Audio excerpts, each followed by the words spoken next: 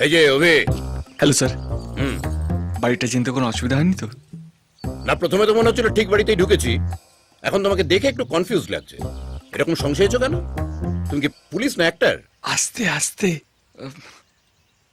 আসলে আমার ফ্যামিলির সঙ্গে দেখা করার আগে আমি আপনাকে কিছু বলতে চাই স্যার। কি? আসলে আমার একটা মামা আছে, আনন্দ মামা, এখানেই থাকে। কিন্তু মামার একটু মাথায় গন্ডগোল আছে, এক এক দিন এক একজনকে ধরে, আর সেই দিনটা আমাদেরকে তার মতো করেই চলতে হয়। আর আমরা যদি না চলি কামড়ে দেয়। সে কি? আজকে উনি কাকে নিয়ে পড়েছেন? আমাকে।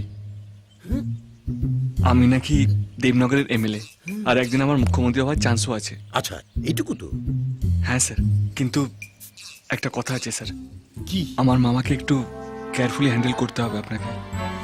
আরে তুমি কোনো চিন্তা করো না, নামে মধুসূদন বক্সি হলেও যাতে তো আমি ব্যোমকেশ বক্সি। এতে কত চোর ডাকাত ক্রিমিনালকে হ্যান্ডেল করলাম, আমার সামান্য একটা পাগলকে হ্যান্ডেল করতে পারবো না? তোমার চিন্তা করো না।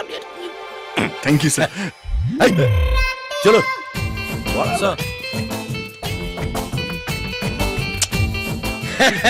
হ্যাঁ, আরে তখন তো আর জানি না যে আমি মেয়ের বাবা, নিজেই নিজেকে গাল করে যাচ্ছি। নমস্কার নমস্কার নমস্কার নমস্কার নমস্কার। হ্যাঁ, আমি আমি আমি অভির মামা। ও আচ্ছা আচ্ছা আচ্ছা, নমস্কার। সব ঠিক আছে তো? হ্যাঁ, এমনি সব। লোকটা মনে হয় আমার সম্পর্কে সবকিছু জানে। কিসের কি ঠিক আছে বলছে বলো তো? অভি ওকে বলেছে এই বিয়েটার পেছনে তুমি। বলেছে বুঝি? হ্যাঁ, তাই তাই ওরকম কত কত ভাব। মেয়ের বাবা তো কন্যা দেয় বলে কথা। আচ্ছা, এই দেবদার সম্পর্কে এরা কি সব জানে? সব জানে। হ্যাঁ। তুমি এর এখন সবার সামনে আদা প্যাচ ছাড়াতে বসো না। বিয়ে মশাই, নিজের ছেলে বলে বলছি না, এত কম বয়সে এত দাপুটের নেতা পশ্চিমবাংলায় নেই। শুনেছি ও যখন বিধানসভায় কথা বলে তখন নাকি বিধানসভা কেঁপে ওঠে। শুধু তাই, ওকে দেখে ছেলেমেয়েরা তো চাকরি বাকরি করতে চাইছে না আজকাল। ওরা বলছে কলেজ থেকে বেরিয়ে একেবারে ডাইরেক্ট বিধানসভায় চলে যাবে। শুধু মাথার গন্ডগোল নয়, চোখের গন্ডগোল আছে। হ্যাঁ, ও তো একেবারে টিভিতে পেপারে সবসময় তো ওকে নিয়ে মডেল মডেল রোল মডেল। হ্যাঁ, ইয়াং জেনারেশন তো এখন থেকেই ওকে ভবিষ্যতের মুখ্যমন্ত্রী ভাবছে। তোর শ্বশুর আমাকে চোখ মারছে কেন রে? চোখ? ও না না, চোখ মারছেন না, এইটা না চোখের রোগ, থেকে থেকেই বুঝে যায়। ও বুঝেছো? ইয়াং জেনারেশন তো যত পলিটিক্সে আসে ততই দেশের পক্ষে মঙ্গল না, নইলে দেশটা যেভাবে গয়া প্যাসেঞ্জারের মতো ঢিকিস ঢিকিস করে চলছে, এই দুদিন বাদে তো গয়া নিয়ে গিয়ে পিন্ডি দিয়ে দিলেই হয়। অভির শ্বশুর আমাকে চোখ মারলো। আর গ্লাস শরবত আচ্ছা, খেয়ে- আমরা কি বিধানসভায় আছি নাকি বাড়িতে আছি? রাজনীতি ছেড়ে তাড়াতাড়ি বিয়ের ডেটটা ফাইনাল করে নিলে হয় না? ঠিক ঠিক।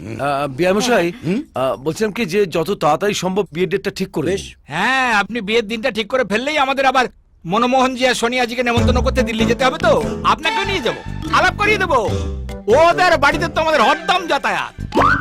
মনমোহন জি আর সোনিয়া জি অব্দি গেছে, এরপরে হয়তো বলবে বারাক ওবামা অভির বিয়ের নান্দিমুখ করবে। যাবো না বললে আবার কামড়ে দিতে পারে।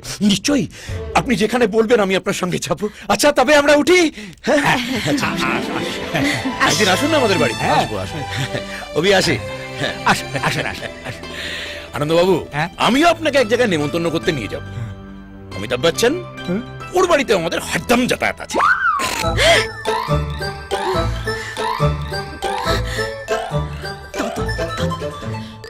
দাদা, দাদা, এই বিয়ে তুমি ক্যান্সেল করে দাও।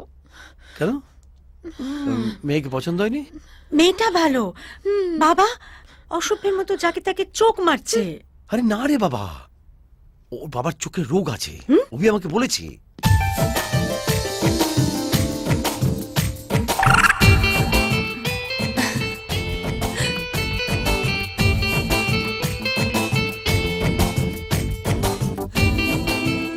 এই, বাবার মতো মেয়েরও কি চোখ মারার অভ্যেস আছে নাকি?